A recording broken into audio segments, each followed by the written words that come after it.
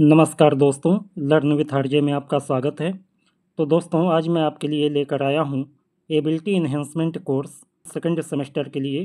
दो पेपर हैं, communication and interpersonal skill, जिसका कोड है AE2PHY, और इसी से मिलता जुलता है एक और पेपर, संचार कौशल एवं व्यक्तित्व विकास, AE2HINSV कोड है इसका।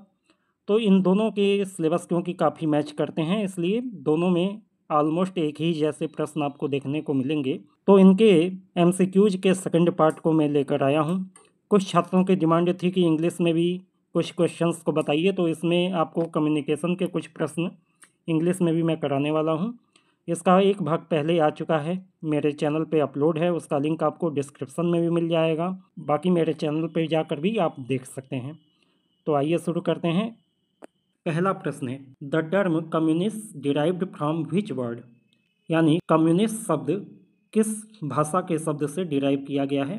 ग्रीक, लैटिन, चाइनीज या इंग्लिश? तो देखो, कम्युनिस्ट एक लैटिन वर्ड है, ठीक है। कम्युनिकेशन की उत्पत्ति कम्युनिस्ट वर्ड से हुई है और ये एक लैटिन वर्ड है।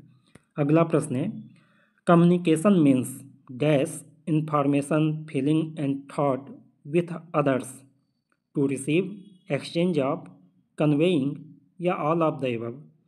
तो कम्युनिकेशन का मतलब क्या है कि इंफॉर्मेशन, फीलिंग और थॉट को क्या किया जाए दूसरों के साथ। तो इसका सही जवाब होगा एक्सचेंज, ठीक है। ऑप्शन नंबर बी आपका सही हो जाएगा। यदि इसे आप फिल करेंगे तो पूरा सेंटेंस बनेगा, communication means exchange of information, feeling and thought with others. अगला प्रश्न देखिए, grapevine communication is associated with which type of communication, यानी ग्रेपवाइन कम्युनिकेशन को किस तरीके का कम्युनिकेशन माना जाता है? फॉर्मल, इनफॉर्मल, हॉरिजॉन्टल या वर्टिकल? तो ग्रेपवाइन कम्युनिकेशन इनफॉर्मल कम्युनिकेशन माना जाता है। अंगूरी लता संप्रेषण अनौपचारिक संप्रेषण माना जाता है। अगला प्रश्न है, lateral communication is between superior and subordinate, same cadre of personal, subordinate and superior या एमंग ऑल? तो जो लेटरल कम्युनिकेशन होता है ये सेम कैडर ऑफ पर्सन के बीच में होता है, यानी एक ही स्तर के लोगों के बीच में लेटरल कम्युनिकेशन किया जाता है। अगला प्रश्न है, audio visual communication combines auditory only, visual only, both auditory and visual या रिटन? यानी ऑडियो विजुअल कम्युनिकेशन में क्या क्या शामिल होता है? तो देखो, ऑडियो विजुअल कम्युनिकेशन में ऑडियट्री और विजुअल्स दोनों शामिल होते हैं, यानी आवाज़ और दृश्य दोनों शामिल किए जाते हैं। इसे हिंदी में कहते हैं दृश्य श्रव्य संप्रेषण, ठीक है। यानी दृश्य भी होगा और सुनाई देने वाली चीज़ें भी होंगी, आवाज़ भी होगी। अगला प्रश्न है, communication problem otherwise known as inquire, barrier, encoding या डीकोडिंग? यानी संप्रेषण की बाधाओं को किस नाम से जाना जाता है? तो संप्रेषण की जो बाधाएं हैं उसे बैरियर्स के नाम से जाना जाता है। ऑप्शन नंबर बी आपका सही हो जाएगा। अगला प्रश्न है, poster fall under which type of communication, oral, visual, written या स्पोकन? यानी पोस्टर्स को किस तरीके का कम्युनिकेशन माना जाएगा? तो यहाँ पे आपका ऑप्शन नंबर बी सही होगा। पोस्टर एक विजुअल कम्युनिकेशन है, यानी दृश्य संप्रेषण है, दृश्य दिखाकर कोई अर्थ प्रेषित करने का काम इसमें किया जाता है। अगला प्रश्न है, informal communication is otherwise known as which communication, grapevine, lateral, visual या हॉरिजॉन्टल? अनौपचारिक संप्रेषण को किस दूसरे नाम से जाना जाता है? तो यहाँ पे आपका ऑप्शन नंबर ए सही होगा, ग्रेपवाइन यानी कि अंगूरी लता संप्रेषण। अगला प्रश्न है, हॉरिजॉन्टल कम्युनिकेशन फ्लो थ्रू, यानी क्षैतिज संप्रेषण किस तरीके से हो सकता है? Face to face discussion, telephonic talk, periodical meetings या ऑल ऑफ द एबव? तो ये तीनों ही तरीक़ों से क्षैतिज संप्रेषण हो सकता है। आमने सामने बातचीत हो सकती है, फ़ोन पर बातचीत हो सकती है, या समय समय पर होने वाली मीटिंग के माध्यम से भी संप्रेषण किया जा सकता है। अगला प्रश्न है, gestural communication is a non verbal message, direct conversation, oral communication या रिटन? तो जेस्चर जो है वो नॉन वर्बल कम्युनिकेशन होता है, यानी इसमें शब्द का प्रयोग नहीं होता है। ये अशाब्दिक संप्रेषण का एक प्रकार है। अगला प्रश्न है physical barrier to communication are, यानी संप्रेषण के भौतिक अवरोध कौन से हैं? Time and distance, interpretation of word, denotation या कैनोटेशन। तो यहाँ पे आपका ऑप्शन नंबर ए सही हो जाएगा। टाइम और डिस्टेंस यानी समय और दूरी जो है ये फिजिकल बैरियर में आती है, भौतिक बाधाओं में आती है। अगला प्रश्न है communication is derived from the Latin word communis which means, यानी संप्रेषण की उत्पत्ति एक लैटिन वर्ड कम्युनिस्ट से हुई है जिसका अर्थ होता है कम्युनिटी यानी समाज, शेयर यानी साझा करना, कॉमन मतलब एक जैसा, या मर्जिस्ट। तो यहाँ पे आपका ऑप्शन नंबर बी सही होगा। कम्युनिस्ट का अर्थ होता है शेयर करना। अगला प्रश्न है communication start with encoding, sender, channel या फीडबैक, यानी संप्रेषण की शुरुआत कहाँ से होती है? तो यहाँ पे आपका ऑप्शन नंबर बी सही होगा। सेंडर यानी मैसेज भेजने वाला जो व्यक्ति है वहीं से संप्रेषण की शुरुआत होती है। अगला प्रश्न है द नंबर ऑफ की element in the communication process is, यानी संप्रेषण की प्रक्रिया में मुख्य तत्व कितने होते हैं? 5, 6, 7 या 4? तो देखो कम्युनिकेशन की प्रक्रिया में 5 मुख्य तत्व माने गए हैं। अगला प्रश्न देखिए the two broad area of communication are, संप्रेषण के 2 प्रमुख क्षेत्र कौन से हैं? Oral and written communication, verbal and written communication, verbal and non verbal communication या oral and non verbal communication. तो यहाँ पे आपका ऑप्शन नंबर सी सही हो जाएगा। संप्रेषण के 2 क्षेत्र जो हैं मुख्य रूप से, एक वर्बल कम्युनिकेशन यानी कि शाब्दिक संप्रेषण होता है और दूसरा नॉन वर्बल कम्युनिकेशन यानी कि अशाब्दिक संप्रेषण होता है।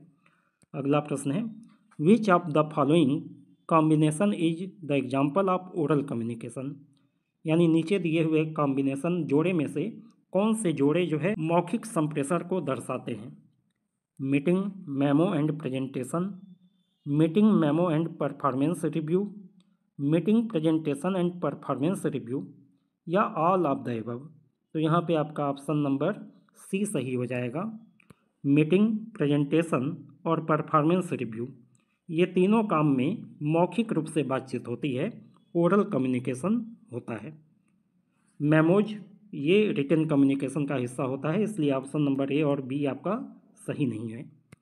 अगला प्रश्न है which of the following combination और एग्जाम्पल ऑफ रिटन कम्युनिकेशन, यानी नीचे दिए हुए जोड़े में से कौन से जोड़े लिखित संप्रेषण को दर्शाते हैं?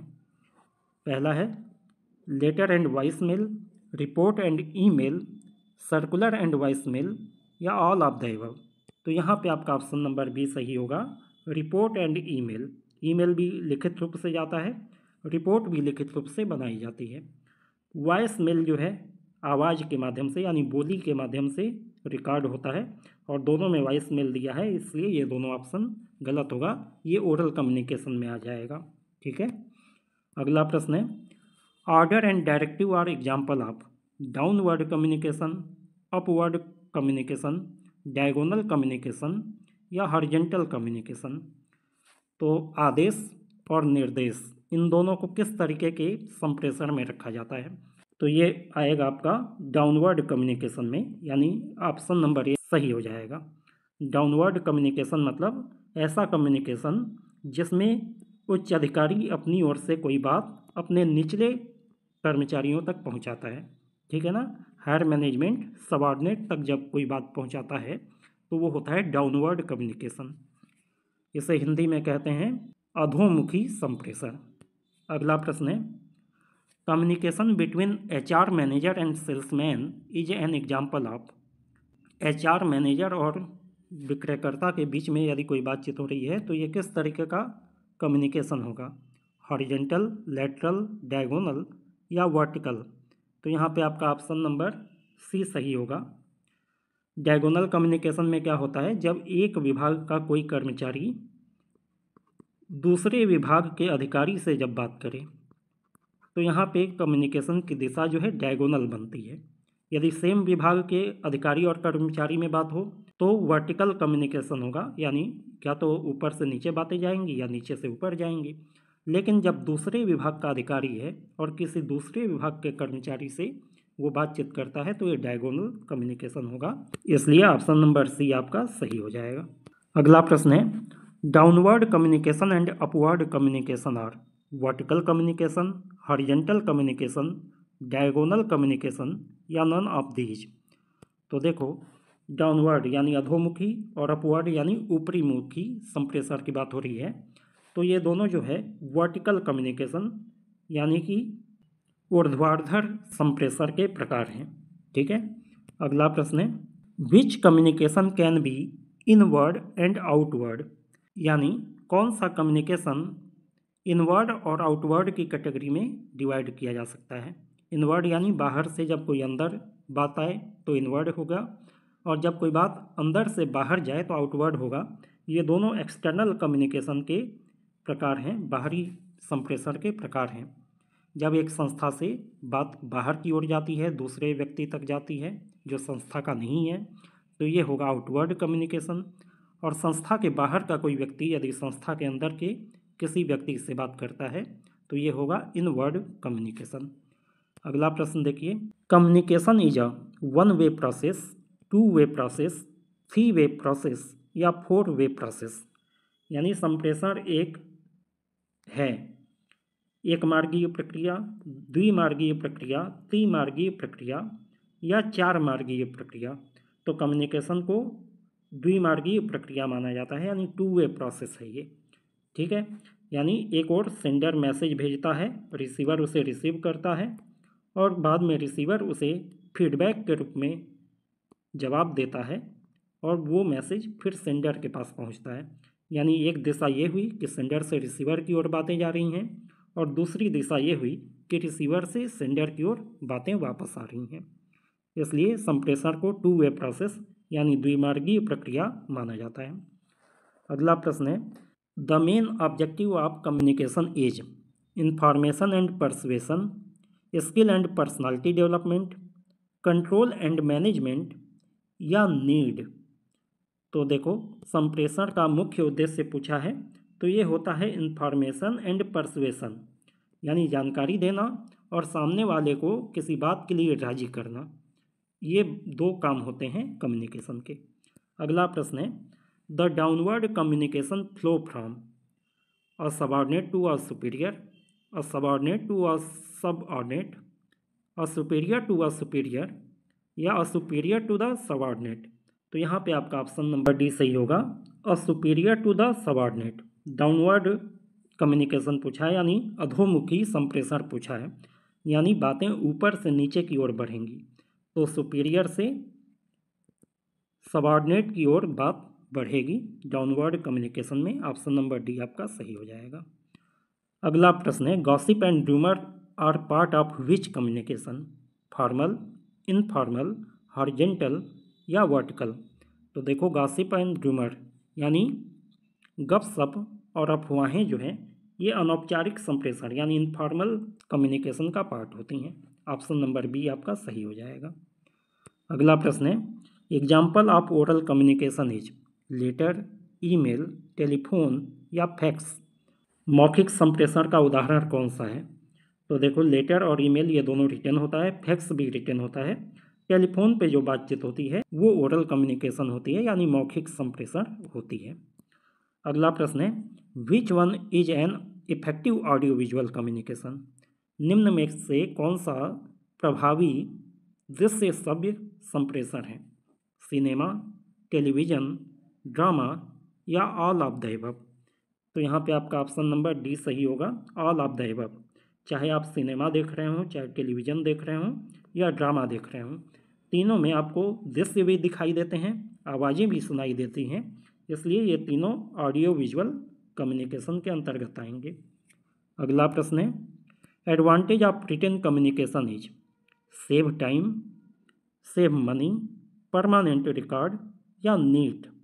तो देखो, यहाँ पे पूछा है कि लिखित संप्रेषण का क्या फ़ायदा है। तो लिखित संप्रेषण का फायदा होता है कि इसका एक परमानेंट रिकॉर्ड बनाया जा सकता है जो आगे आपके लिए भविष्य में एक प्रूफ का काम कर सकता है। ऑप्शन नंबर सी आपका सही हो जाएगा।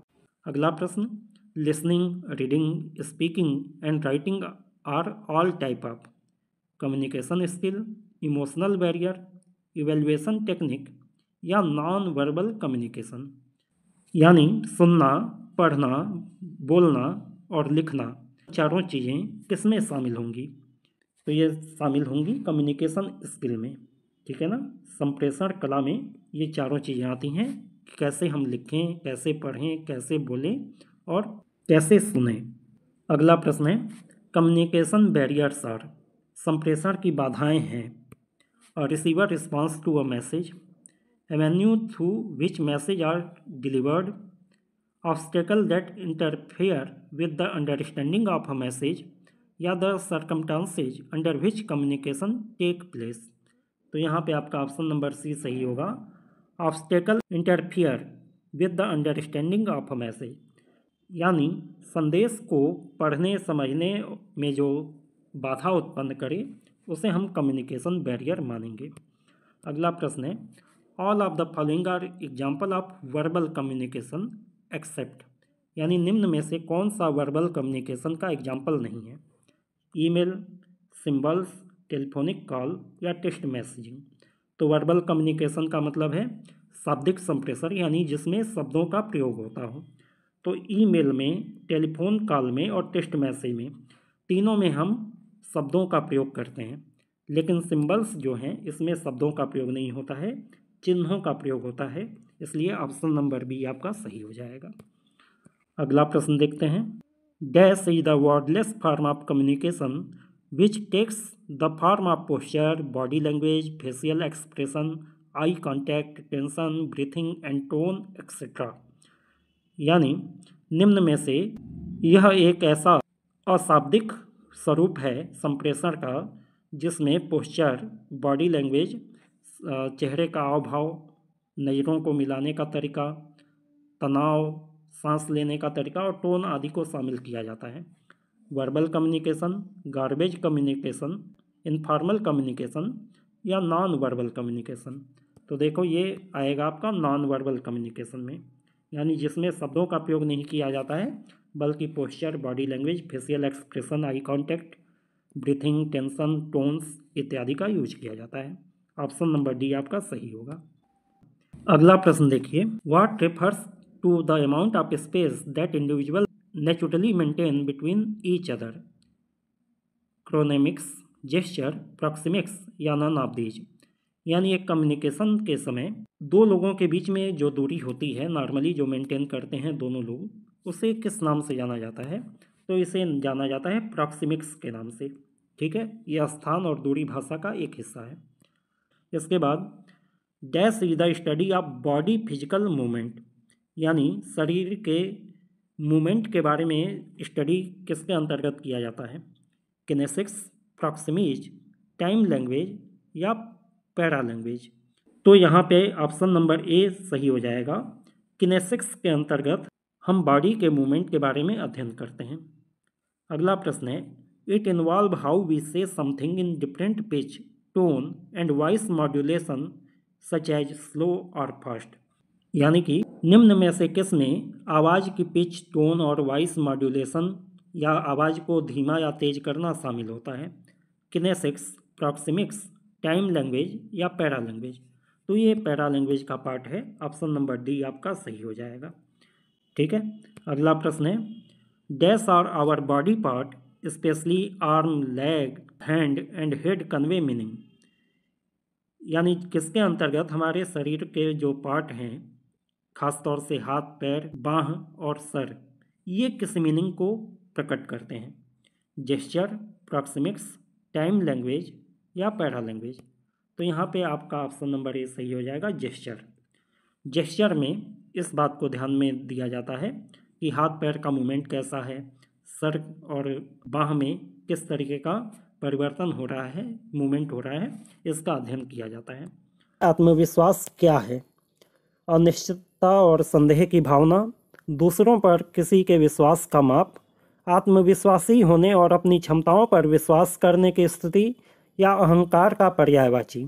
तो आत्मविश्वास का मतलब ये होता है कि अपनी क्षमताओं पर विश्वास करने की स्थिति, जिसे अपने ऊपर विश्वास है वो आत्मविश्वास वाला व्यक्ति माना जाएगा। ऑप्शन नंबर सी सही हो जाएगा। अगला प्रश्न है, आत्मविश्वास निम्न में से विश्वास है: दूसरों की क्षमताओं पे, स्वयं की क्षमताओं पर असफलता प्राप्त करना या निष्क्रिय बने रखना। तो स्वयं की क्षमताओं पर विश्वास करना ही आत्मविश्वास कहा जाता है। ऑप्शन नंबर बी आपका सही हो जाएगा। अगला प्रश्न है, दूसरों पर भरोसा निम्न पर आधारित है: अहंकार, उनकी क्षमताओं पर भरोसा और विश्वास, उनकी क्षमताओं को नज़रअंदाज करना या उनके कार्यों की आलोचना करना। तो दूसरों पर भरोसा आप उसके क्षमताओं पर विश्वास की वजह से ही करते हैं, इसलिए ऑप्शन नंबर बी सही हो जाएगा। किसी के ऊपर भरोसा आप क्यों करेंगे? जब आपको उसकी क्षमता पे भरोसा या विश्वास होगा। अगला प्रश्न है, किसी उत्पाद या सेवा में विश्वास निम्नलिखित के लिए आवश्यक है: लागत को अधिकतम करना, ग्राहक संतुष्टि को कम करना, ग्राहक वफादारी बनाना या विपणन प्रयासों से बचना। तो किसी उत्पाद या सेवा में विश्वास जरूरी है ताकि ग्राहक वफादारी बनाया जा सके, यानी कस्टमर को जब प्रोडक्ट के ऊपर विश्वास होगा तो वो आसानी से उसे खरीदेगा, बार बार खरीदेगा, यानी उसकी वफादारी बढ़ेगी उस प्रोडक्ट के प्रति। अगला प्रश्न है, सांख्यिकी विश्लेषण में आत्मविश्वास अंतराल क्या दर्शाता है? सांख्यिकी महत्व का एक माप, मूल्यों की वह सीमा जिसके भीतर एक जनसंख्या पैरामीटर होने की संभावना है, परिमाणों की निश्चितता या डेटा सेट का औसत मूल्य। तो जब सांख्यिकी विश्लेषण में आत्मविश्वास अंतराल को मापा जाता है तो वो बताता है मूल्यों की वह सीमा जिसके भीतर एक जनसंख्या पैरामीटर होने की संभावना होती है, यानी एक रेंज बता देता है कि इस रेंज से इस रेंज के बीच में लोगों का आत्मविश्वास है। ठीक है, ये आत्मविश्वास अंतराल कहा जाता है। अगला प्रश्न है, निर्णय लेने में आत्मविश्वास में शामिल है: निर्णय लेने से पूरी तरीके से बचना, आपके द्वारा निर्णय लेने के लिए दूसरों पर भरोसा करना, आंतरिक भावनाओं के आधार पर विकल्प बनाना या किसी निर्णय में दृढ़ विश्वास और विश्वास के आधार पर विकल्प बनाना। तो जब आप अपने निर्णय के ऊपर आत्मविश्वासी होते हैं, यानी आपको अपने निर्णय पर पूरा आत्मविश्वास होता है, इसका मतलब ये है कि किसी निर्णय में दृढ़ विश्वास और विश्वास के आधार पर आप विकल्प बनाते हैं। ऑप्शन नंबर डी सही हो जाएगा। अगला प्रश्न है, वित्तीय आत्मविश्वास संबंधित है: वित्तीय सलाहकारों पर भरोसा करने की क्षमता, उच्च आय का होना, व्यक्तिगत वित्त के बारे में जानकार होना या वित्तीय योजनाओं से बचना। तो वित्तीय आत्मविश्वास का मतलब है कि आप अपने वित्त के बारे में अच्छी तरीके से जानते हैं, तभी आपको कॉन्फिडेंस आएगा। जब अपने फाइनेंस के बारे में आप अच्छे से जानेंगे तो आपके अंदर फाइनेंशियल कॉन्फिडेंस डेवलप होगा। इसके बाद है, आत्मविश्वास इस आधार पर भिन्न हो सकता है: मौसम, पिछले अनुभव, ज्ञान और कौशल, यादृच्छिक मौका या दूसरों की राय। तो आत्मविश्वास जो है आपके पिछले अनुभव या ज्ञान या कौशल के आधार पर चेंज हो सकता है, इसके अलावा कोई कारण नहीं है आपका आत्मविश्वास जो है चेंज हो जाएगा। अगला प्रश्न है, आत्मविश्वास बनाने और बनाए रखने में शामिल है: चुनौतियों और बाधाओं को नज़रअंदाज करना, सभी स्थितियों में अति आत्मविश्वासी होना, सकारात्मक मानसिकता के साथ चुनौतियों का सामना करना या पूरी तरीके से बाहरी समर्थन पर निर्भर करना। तो आत्मविश्वास को बनाए रखने के लिए ज़रूरी है कि आप सकारात्मक मानसिकता के साथ सभी प्रकार की चुनौतियों का सामना करने के लिए तैयार हों। अगला प्रश्न है, आत्मविश्वास प्रदर्शन को कैसे प्रभावित करता है? इसका प्रदर्शन पर कोई प्रभाव नहीं पड़ता है, इससे प्रदर्शन में सुधार हो सकता है, इसके परिणाम हमेशा नकारात्मक होते हैं, यह निर्णय लेने में अप्रासंगिक होता है। तो देखिए, आत्मविश्वास जो है आपके परफॉर्मेंस पे कैसे इफेक्ट डालता है। तो आत्मविश्वास जब आपका उच्च होता है तो आपका प्रदर्शन भी बहुत अच्छा होता है, तो इससे प्रदर्शन में सुधार हो सकता है। ऑप्शन नंबर बी सही हो जाएगा। अगला प्रश्न है, आत्मविश्वास और आत्मसम्मान के बीच में क्या संबंध है? यहाँ पे ऑप्शन दिया है, आत्मविश्वास और आत्मसम्मान असंबंधित अवधारणाएं हैं, आत्मविश्वास और आत्मसम्मान एक ही चीज़ है, उच्च आत्म सम्मान हमेशा उच्च आत्मविश्वास की ओर ले जाता है। आत्मविश्वास उच्च आत्मसम्मान में योगदान कर सकता है। तो देखिए, जब आप में आत्मविश्वास होगा तो आप में आत्मसम्मान की भावना भी ज़्यादा डेवलप होगी। ऑप्शन नंबर डी आपका सही हो जाएगा कि आत्मविश्वास उच्च आत्मसम्मान में योगदान कर सकता है। नेक्स्ट क्वेश्चन है, निम्नलिखित में से कौन सा कम आत्मविश्वास का उदाहरण है? चुनौतीपूर्ण कार्यों को सकारात्मक दृष्टिकोण के साथ करना, असफलता के डर के कारण नए अनुभवों और अवसरों से बचना, लक्ष्यों को प्राप्त करने की अपनी क्षमताओं पर विश्वास करना, या राय और विचारों को व्यक्त करने में दृढ़ रहना। तो देखिए, कम आत्मविश्वास का बात यहाँ किया है। तो कम आप में आत्मविश्वास जब कम होता है तो आप असफलता के डर के कारण नए अनुभव और अवसरों से बचने का प्रयास करते हैं। अगला प्रश्न है, आत्मविश्वास की कमी निर्णय लेने को कैसे प्रभावित करती है? यह त्वरित और आवेगपूर्ण निर्णय लेने की ओर ले जाता है। इसके परिणाम स्वरूप किसी की क्षमताओं को अधिक आंका जाता है। इसके कारण निर्णय लेने में पूरी तरीके से बचना पड़ सकता है, या यह हमेशा सही विकल्प चुनने की ओर ले जाता है।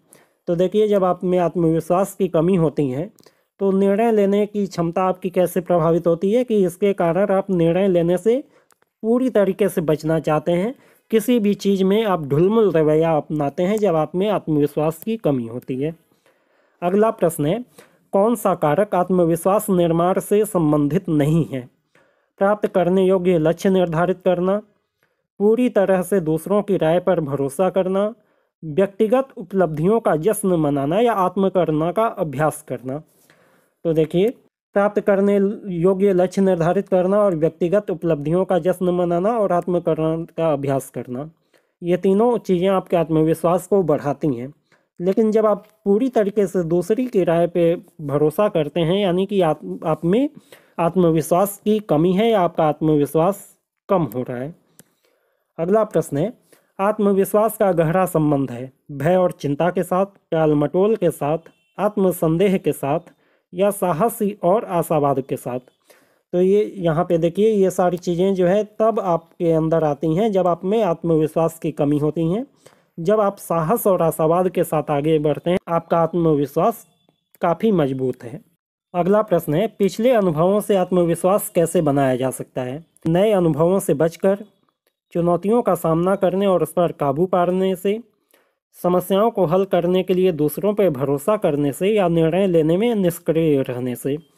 तो पिछले अनुभव के आधार पर आत्मविश्वास को आप कैसे बना सकते हैं? जब आप चुनौतियों का सामना करने और उस पर काबू करने में सफल हो जाते हैं तो आपका आत्मविश्वास बढ़ जाता है। अगला प्रश्न है, आत्मविश्वास लचीलेपन को कैसे प्रभावित करता है? उच्च आत्मविश्वास से लचीलापन कम हो जाता है, कम आत्मविश्वास से लचीलापन बढ़ जाता है, आत्मविश्वास का लचीलेपन पे कोई प्रभाव नहीं पड़ता है, या उच्च आत्मविश्वास से लचीलापन बढ़ जाता है। तो यहाँ पे ऑप्शन नंबर डी आपका सही होगा। जब उच्च आत्मविश्वास वाले व्यक्ति होते हैं तो आप फ्लेक्सिबल होते हैं, आप किसी भी बात में एकदम रिजिड नहीं होते हैं, आप थोड़ा सा अपने हिसाब से चीज़ों को एडजस्ट कर देते हैं, थोड़ा सा आप लचीले हो जाते हैं। अगला प्रश्न है, आत्मविश्वास संचार कौशल को कैसे प्रभावित करता है? आत्मविश्वास का कम्युनिकेशन स्किल पे क्या प्रभाव पड़ता है? तो उच्च आत्मविश्वास प्रभावी संचार की ओर ले जाता है, कम आत्मविश्वास सुनने के कौशल को बढ़ाता है, आत्मविश्वास का संचार कौशल पे कोई प्रभाव नहीं पड़ता है, या कम आत्मविश्वास मुखर संचार की ओर ले जाता है। तो यहाँ पे आपका ऑप्शन नंबर ए सही होगा। उच्च आत्मविश्वास वाला व्यक्ति प्रभावी संचार करने में सफल होता है। अगला प्रश्न है, आत्मविश्वास की कमी व्यक्तिगत रिश्तों को कैसे प्रभावित कर सकती हैं? यह विश्वास और अंतरंगता को बढ़ाता है, इससे भावनाओं और विचारों को व्यक्त करने में कठिनाई होती है, इसका व्यक्तिगत संबंधों पर कोई प्रभाव नहीं पड़ता है, या इससे दूसरों पर अत्यधिक निर्भरता होती है। तो देखिए, जब आप में आत्मविश्वास की कमी होती है तो आपके व्यक्तिगत रिश्ते प्रभावित कैसे होते हैं? इससे आप अपने भावना और विचारों को व्यक्त करने में कठिनाई महसूस करते हैं जब आप में आत्मविश्वास की कमी होती है, और जब आप अपने भावनाओं को शेयर नहीं करेंगे तो व्यक्तिगत रिश्ते प्रभावित होंगे ही। अगला प्रश्न है, आत्मविश्वास बढ़ाने में सकारात्मक आत्मचर्चा की क्या भूमिका है? सकारात्मक आत्मचर्चा आत्मविश्वास बढ़ाने के लिए अनावश्यक है। सकारात्मक आत्मचर्चा आत्मविश्वास को कम कर सकती है। सकारात्मक आत्मचर्चा आत्मविश्वास और प्रेरणा को बढ़ा सकती है। या फिर सकारात्मक आत्मचर्चा केवल कुछ स्थितियों में प्रभावी है। तो यहाँ पे आपका ऑप्शन नंबर सी सही होगा। यहाँ पे पूछ रहा है कि सकारात्मक आत्मचर्चा की क्या भूमिका होती है आत्मविश्वास में। आत्मचर्चा मतलब आप मन के अंदर अपने आप में अपने आप से बात करते हैं और उसके आधार पे कोई डिसीजन लेने का प्रयास करते हैं। तो जब आप सकारात्मक आत्मचर्चा करते हैं तो आपका आत्मविश्वास और प्रेरणा दोनों बढ़ता है। अगला प्रश्न है, आत्मविश्वास लक्ष्य निर्धारण को कैसे प्रभावित करता है। यह महत्वाकांक्षी लक्ष्य निर्धारित करने को हतोत्साहित करता है, गलत बात है। इसका लक्ष्य निर्धारण पर कोई प्रभाव नहीं पड़ता है, यह भी गलत है। यह अवास्तविक लक्ष्य निर्धारित करता है, यह भी गलत है। यह चुनौतीपूर्ण लक्ष्य निर्धारित करने और प्राप्त करने को प्रोत्साहित करता है, ये बात बिल्कुल सही है, ऑप्शन नंबर डी। अगला प्रश्न है, आत्मविश्वास और जोखिम लेने के बीच में क्या संबंध है। तो यहाँ पे आपका ऑप्शन नंबर सी सही होगा कि आत्मविश्वास किसी व्यक्ति के जोखिम लेने की इच्छा को प्रभावित कर सकता है। जिस व्यक्ति में आत्मविश्वास ज़्यादा होता है वो जोखिम भी लेने का प्रयास करता है, क्योंकि उसे लगता है कि वो उस काम को आसानी से कर पाएगा। अगला प्रश्न है, आत्मविश्वास और दृढ़ता के बीच में क्या संबंध है। आत्मविश्वास और दृढ़ता के बीच में क्या संबंध है। उच्च आत्मविश्वास हमेशा आक्रामक व्यवहार की ओर ले जाता है। आत्मविश्वास दृढ़ता को बढ़ाता है। आत्मविश्वास किसी के विचारों और विचारों की मुखरता को व्यक्त करने की क्षमता को प्रभावित कर सकता है, या आत्मविश्वास का मुखरता पर कोई प्रभाव नहीं पड़ता है। तो देखिए, आत्मविश्वास किसी के विचारों और विचारों की मुखरता से व्यक्त करने की क्षमता, इन दोनों को प्रभावित कर सकता है। और जो व्यक्ति जितना आत्मविश्वासी होता है उतना ही दृढ़ होता है। अगला प्रश्न देखते हैं, आत्मविश्वास निर्माण में आत्म जागरूकता की क्या भूमिका है। आत्म जागरूकता आत्मविश्वास निर्माण के लिए प्रासंगिक नहीं है। उच्च आत्म जागरूकता कम आत्मविश्वास की ओर ले जाती है। आत्म जागरूकता व्यक्तियों की ताकत और सुधार के क्षेत्रों की पहचान करने में मदद कर सकती है, या आत्म जागरूकता से अत्यधिक आत्मालोचना होती है और आत्मविश्वास में कमी आती है। तो देखो, जो व्यक्ति जितना ज़्यादा आत्मविश्वासी होता है वो उतना ही ज़्यादा आत्म जागरूक भी होता है। ठीक है, तो आत्म जागरूकता व्यक्तियों को ताकत और सुधार के क्षेत्रों की पहचान करने में मदद कर सकती है और उसके आत्मविश्वास में वृद्धि कर सकती है। ऑप्शन नंबर सी सही हो जाएगा। अब सेल्फ मैनेजमेंट के कुछ प्रश्नों को देखते हैं। तनाव को एक ऐसी स्थिति के रूप में पहचाना जाता है जिसमें एक व्यक्ति तनावग्रस्त होता है, चिंतित होता है, आराम से होता है, या ए और बी दोनों। तो देखिए, तनाव एक स्थिति है जिसमें व्यक्ति तनावग्रस्त भी होता है, चिंतित भी होता है, इसलिए ऑप्शन नंबर डी आपका सही हो जाएगा। अगला प्रश्न है, तनाव की प्रतिक्रिया में क्या प्रमुख भूमिका निभाता है। भावनाएं, व्यक्तित्व, आत्मविश्वास, या इनमें से कोई नहीं। तो देखिए, तनाव की प्रतिक्रिया में आपका व्यक्तित्व जो है प्रमुख भूमिका निभाता है। ऑप्शन बी सही हो जाएगा। अगला प्रश्न है, आत्म जागरूकता की भावना हमारे को बढ़ाती है। आत्मविश्वास, स्वनिगरानी, स्वनियमन, या उपरोक्त सभी। तो जब आप आत्म जागरूक होते हैं तो आपका आत्मविश्वास भी बढ़ता है। ऑप्शन नंबर ए सही हो जाएगा। अगला प्रश्न है, आंतरिक तनाव किसके कारण होता है। दबी हुई चिंताएं, आलस्य, जीवित रहने का तनाव, या अनुभव। तो देखिए, दबी हुई चिंताएं जो हैं आंतरिक तनाव का कारण बनती हैं। ऑप्शन नंबर ए सही हो जाएगा। अगला प्रश्न है, कौन सा तनाव का लक्षण नहीं है। अधिक पसीना आना, हाथ पैर ठंडे होना, शुष्क मुंह, या इनमें से कोई नहीं।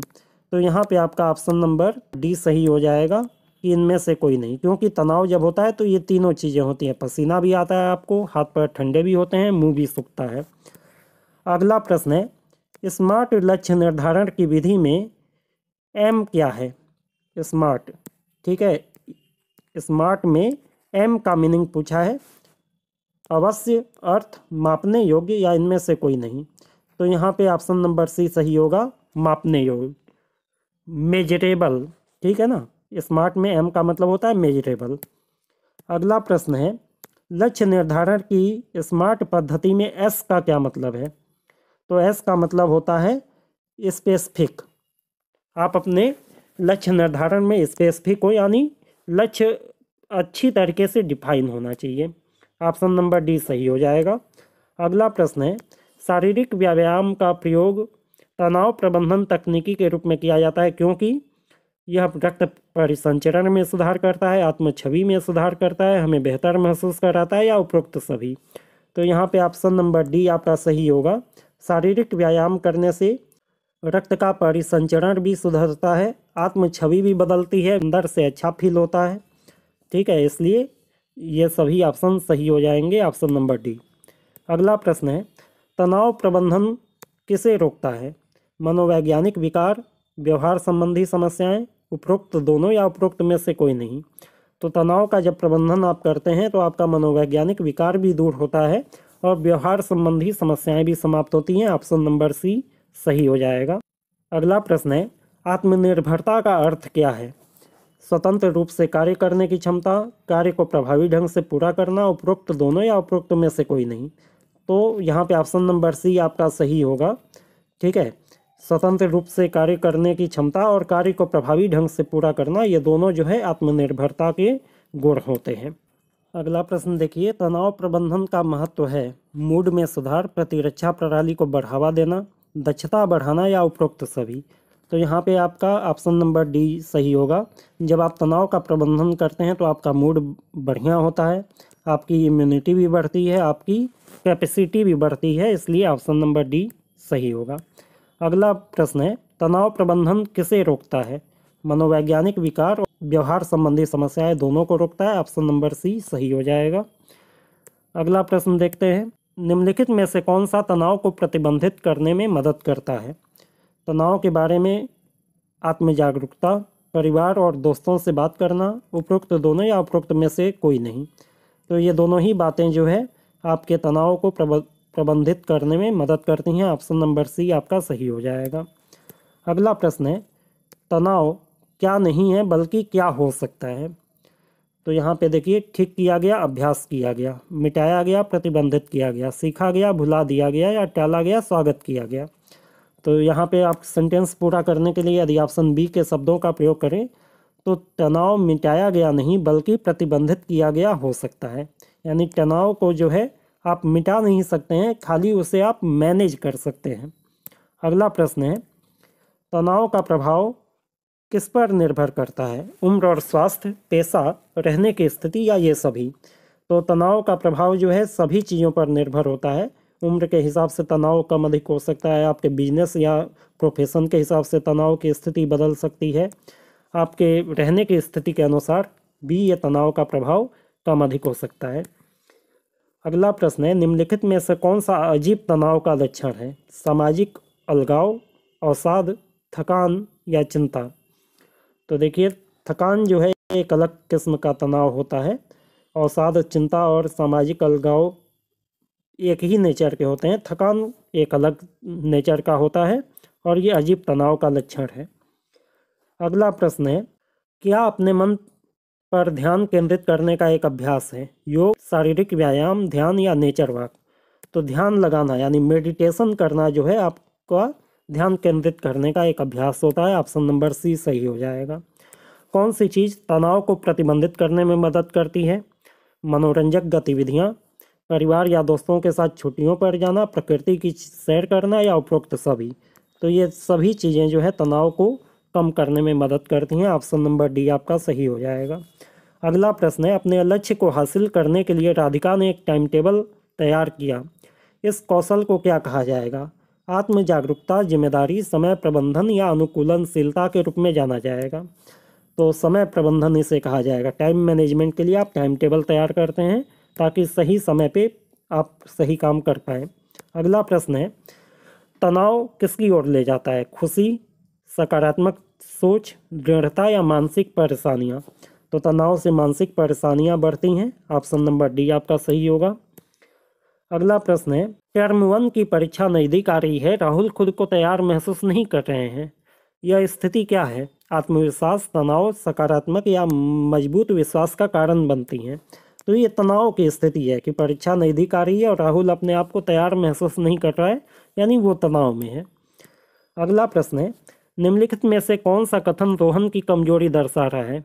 रोहन गिटार बहुत अच्छा बजाता है, रोहन रचनात्मक लेखन में अच्छा है, रोहन को अंग्रेजी अखबार पढ़ने में कठिनाई होती है, या उपरोक्त में से कोई नहीं। या तो यहाँ पे ऑप्शन नंबर सी आपका सही होगा कि रोहन को अखबार पढ़ने में कठिनाई होती है। ये एक कमजोरी को बता रहा है। आपके भीतर जो शक्ति है वह आपको काम करने के लिए प्रेरित करती है। कौन सी शक्ति आपको काम करने के लिए प्रेरित करती है? आत्म जागरूकता, स्वनियमन, स्वप्रेरणा या उपरोक्त में से कोई नहीं। तो स्वप्रेरणा, ठीक है ना।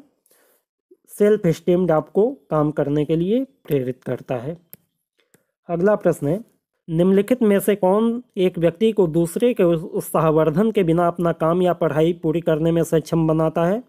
आत्मविश्वास, संचार, आत्मप्रेरणा या आत्मसम्मान। तो यहाँ पे भी ऑप्शन नंबर सी सही होगा, आत्मप्रेरणा। ठीक है, आत्मप्रेरणा आपके अंदर होगी तो आप बिना किसी के उत्साहवर्धन के भी अपने काम को कर पाएंगे।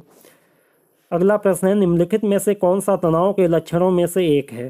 थकान, सिर दर्द, कम महसूस होना या ये सभी। तो यहाँ पे ऑप्शन नंबर डी आपका सही होगा, ये सभी जो है तनाव के लक्षण हैं। अगला प्रश्न है, निम्नलिखित में से कौन सी गतिविधि तनाव को कम नहीं करती है? समय प्रबंधन, शारीरिक व्यायाम, चिंता महसूस करना या स्वस्थ आहार। तो यहाँ पे आपका ऑप्शन नंबर सी सही होगा। यदि आप चिंता महसूस करते हैं तो आपका तनाव घटेगा नहीं, बढ़ जाएगा। अगला प्रश्न, भावनात्मक बुद्धिमत्ता को प्रतिबंधित करने के लिए निम्नलिखित में से कौन सा कदम महत्वपूर्ण है? भावनाओं को समझना, तर्कसंगत बनना, अभ्यास करना या उपरोक्त सभी। तो ये सभी जो है भावनात्मक बुद्धिमत्ता को प्रतिबंधित करने के लिए कदम होते हैं। अगला प्रश्न है, निम्नलिखित में से किसे आंतरिक प्रेरणा माना जा सकता है? प्यार, इनाम, सराहना या मान्यता। तो देखिए ऑप्शन नंबर ए यहाँ पे सही होगा, प्यार। ठीक है ना, प्यार को आंतरिक प्रेरणा मान सकते हैं। बाकी इनाम, सराहना और मान्यता किसी और से आपको मिलती है।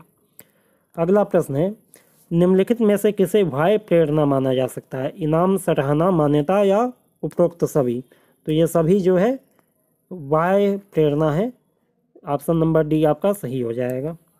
अगला प्रश्न, लक्ष्य निर्धारित करने के लिए हम किस विधि का उपयोग करते हैं? स्मार्ट, क्लास, प्रथम या उपरोक्त में से कोई नहीं। तो लक्ष्य निर्धारण के लिए स्मार्ट विधि का प्रयोग किया जाता है, SMART। ठीक है, लक्ष्य होने चाहिए विशिष्ट, मापने योग्य, प्राप्त करने योग्य या उपरोक्त सभी।